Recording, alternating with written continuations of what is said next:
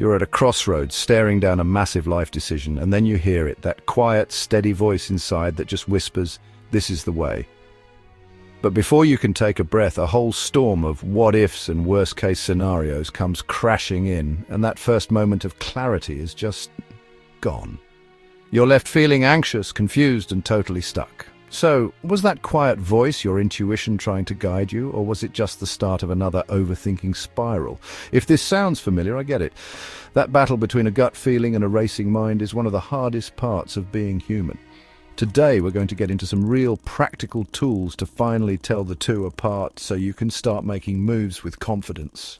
All right, let's get clear on what we're actually talking about. What even intuition? And what is overthinking? The easiest way to picture it is to think of them as two totally different vibes. Intuition is the calm whisper. It's that deep sense of knowing that seems to come out of nowhere. It's fast, it's easy, and it doesn't feel the need to hand you a 10-page report to justify itself. There's a reason we call it a gut feeling. You literally feel it in your body. The feeling is usually calm, clear, and centered. Even if it's a warning, the feeling itself isn't panicked. It's more of a steady, neutral heads up. It can feel like a sense of peace, a lightness in your chest, or just a simple, solid feeling of that settles over you. It lines up with your deeper self and what you really want, even if you haven't said it out loud yet. It's focused on the here and now, giving you clarity on what to do next. And then there's overthinking. If intuition is a calm whisper, overthinking is a noisy, chaotic storm. It's that frantic mental state where your thoughts are just loud, looping, and totally exhausting. It isn't a quick flash of insight. It's a slow, grinding process of analyzing every single detail into the ground. And emotionally, it's the complete opposite of intuition. It's fueled by anxiety, stress, doubt, and most of all, fear. It's almost never focused on the present. Instead, it drags you back to the past to pick apart old mistakes or shoves you into the future to worry about a million different worst-case scenarios. This mental chaos creates real physical symptoms: a tight chest, a racing heart, tension, headaches. That general feeling of being constricted and heavy. Overthinking doesn't bring clarity, it just keeps you stuck. So if they're so different, why is it so damn hard to tell them apart? The answer usually comes down to two things: fear and your past. Our brains are fundamentally wired for survival. They're always scanning for threats. Overthinking is basically your brain trying to protect you by game planning every possible outcome. It's a defense mechanism, but one that goes into overdrive way too easily. Anxiety is the fuel for this fire. It loves to ask, what if? What if I fail? What if they don't like me? What if I choose wrong and regret it forever? This fear-based chatter gets so loud and feels so urgent that it just drowns out the quiet, steady voice of your intuition. It gets even trickier when we bring in our past experiences, especially painful ones. If you've been hurt before, or you've made a choice that blew up in your face, your brain files that away. It can start to convince you that you can't trust your own judgment.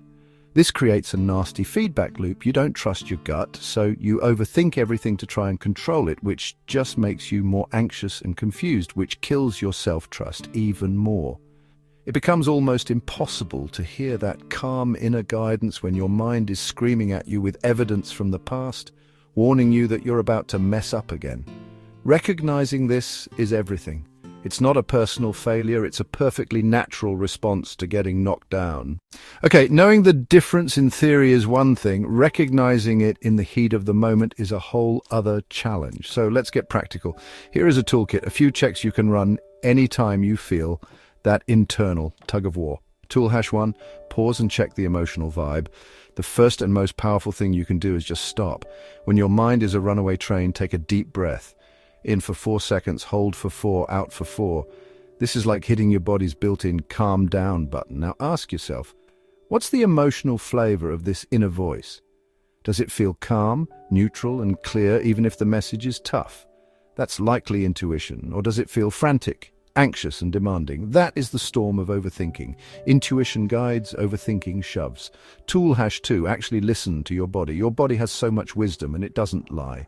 Intuition often shows up as a physical feeling of peace or release.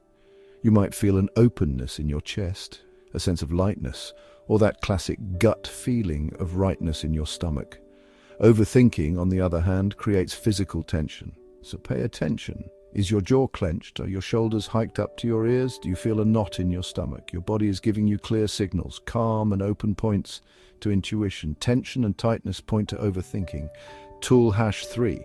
Notice how the thoughts show up. Think about how the message even arrives. An intuitive hit is usually fast, a flash of insight that just appears and feels complete. It doesn't have a long, rambling backstory.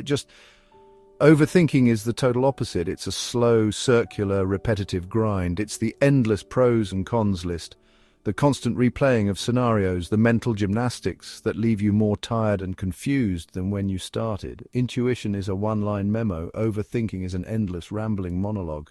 Tool #4, check for that feeling of urgency.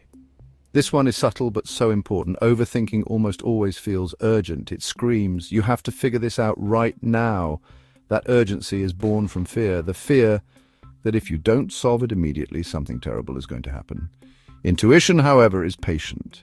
It doesn't create panic. The guidance it offers feels steady and consistent. It's a quiet knowing that can wait for you to be ready to listen. Tool #5, give it the test of time. If you're still not sure, just give it a day. Seriously, step away from the problem. Go for a walk, work on something else, get some sleep. An intuitive feeling will still be there when you come back to it, feeling just as calm and clear as before. The noise of overthinking, however, tends to change. It might fade away when you distract yourself, or it might morph into a brand new set of worries. Time is a fantastic filter for separating the signal from the noise. Tool #6, align with who you want to be. Finally, ask yourself this question. Does this choice point me toward the person I truly want to be? Intuitive decisions almost always feel like they line up with your core values and your most authentic self. They feel like a step towards becoming more you. Overthinking is often driven by a fear of what other people will think, so it can push you toward decisions that compromise your values. It might tell you to take the safe path, or the one that pleases others, even if it feels empty to you. Your intuition will always guide you back home to yourself. Let's see what this looks like in the real world. Imagine you get a new job offer. On paper, it's perfect. More money, a better title. Your logical brain is screaming, yes. But as you think about saying yes, you feel this quiet, persistent unease in your stomach. There's no good reason for it, just a feeling that something is off. That's your intuition. Then the overthinking kicks in. What if I don't get another offer this good? What if I'm just scared of change? I'd be an idiot to turn this down.